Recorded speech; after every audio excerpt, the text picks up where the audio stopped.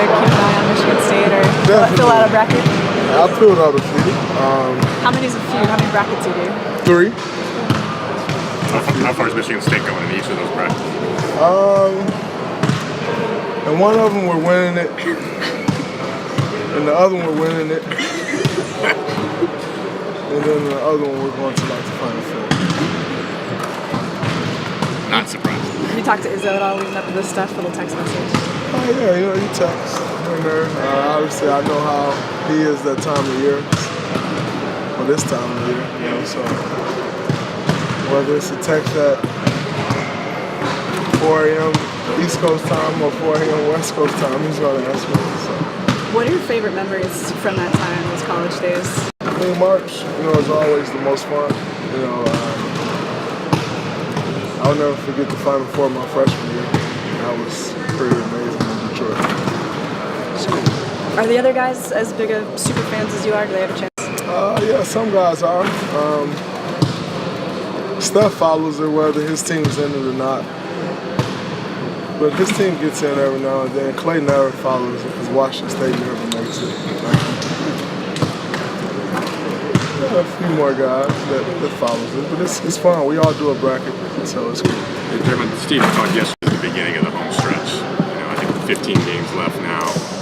How much do you feel like the end's in sight and this is sort of one last push? You can definitely feel it. Everything's getting ramped up a bit. Rotations are, starting to get there. And everybody's just trying to get better, at this time of year. So definitely feel it and kind of see the end. And there's also the end of the beginning. He talked on the last trip, obviously, about the importance of the 1 seed. How important is the 1 seed to you? How much does that matter? It used to be really important. At this point, it really doesn't matter anymore. You just want to be healthy. You want to put yourself in the best position to be successful. Come playoff time. And that doesn't always mean the 1 seed. So just want to get there healthy and keep getting better each and every day. You get abuse the word about all this. The Warriors are slumping. They're in trouble. Is it comical or is it annoying? Do you read it?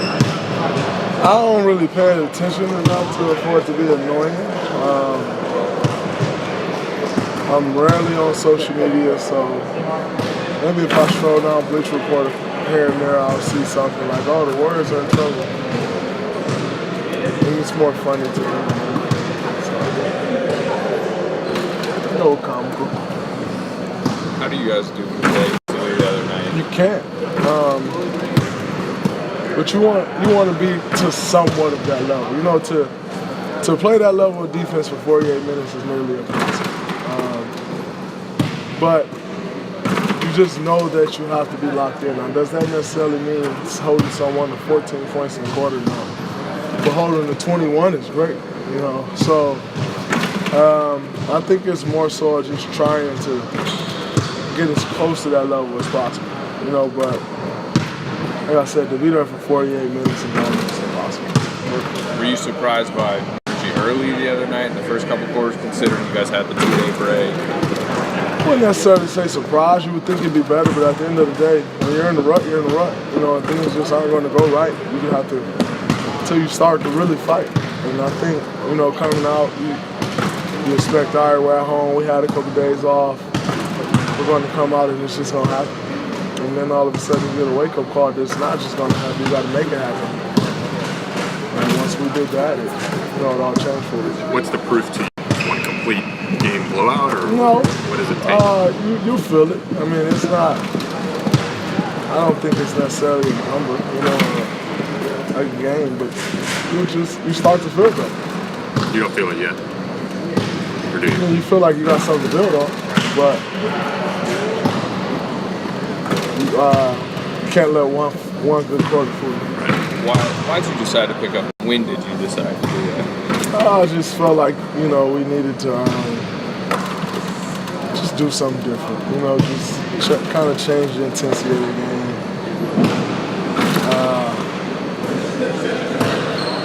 And I just decided to just come in and walking out the time up. I was like, all right, I guess I'll go pick him up and see what happens.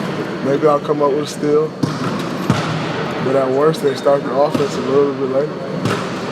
Coach Kerr complimented the way heartbeat of this team in a lot of situations. Guys have echoed that. So that's nothing new for you necessarily, but what does it mean to you that that's part of your identity? I mean, it means you have to bring it each and every night. Knowing that, you try to stay as even keel as possible. It never really happens that way, but,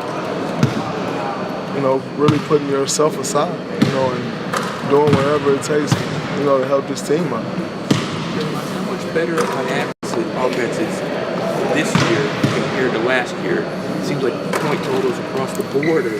Yeah, I don't really keep up with that stuff. I see certain teams get better, better than they were last year, but I don't really keep up with the totals or, what's up, league average or any of that stuff. Just try to identify certain things that teams are doing. Like I said, which teams are getting better and try to act on that. Draymond, we see you communicating with your teammates. In some ways, it's like you're coaching them up a little bit.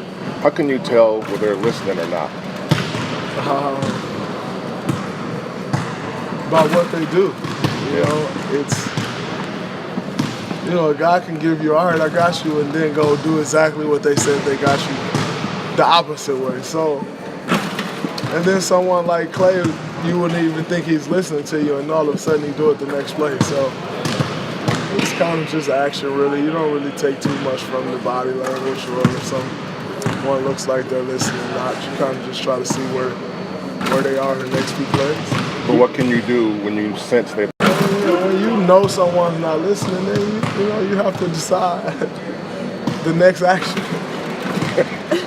And it's not always the same. People are talking you up. Do you feel this is the best defensive season you have? Do you think you are? I think it is the best defensive season I've had because I've continued to grow. When I look at the last couple of years, I think each year I got better defensively, and I think this year I've gotten better. So I do think it's my best season defensively. But just not number-wise. I think, the numbers are up a little bit more, but I actually feel better, about what I've done on the defensive end than I have in any other year. Career of being, fourth quarter, crunch time person as far as defensive effort goes. How do you flip that switch, especially in the fourth quarter? I think it's just a competitive nature, knowing that you got to do whatever it takes to win, knowing that, you have to cut down on the mistakes in the fourth quarter, have to be extra locked in the fourth quarter, and really pick the intensity level up because it really picks up in the fourth quarter. So I think it's a mixture of, quite a few things that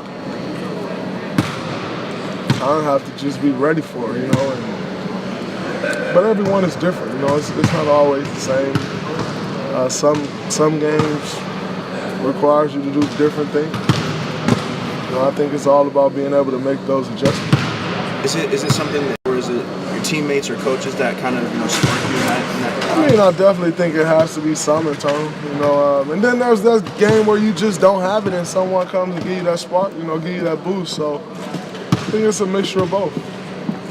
Hey, how's KD doing? As far as I know, he's doing great. Look like he's moving a little better, but that's to be expected. He's going to walk better as the days go. So as far as I know, he's doing great.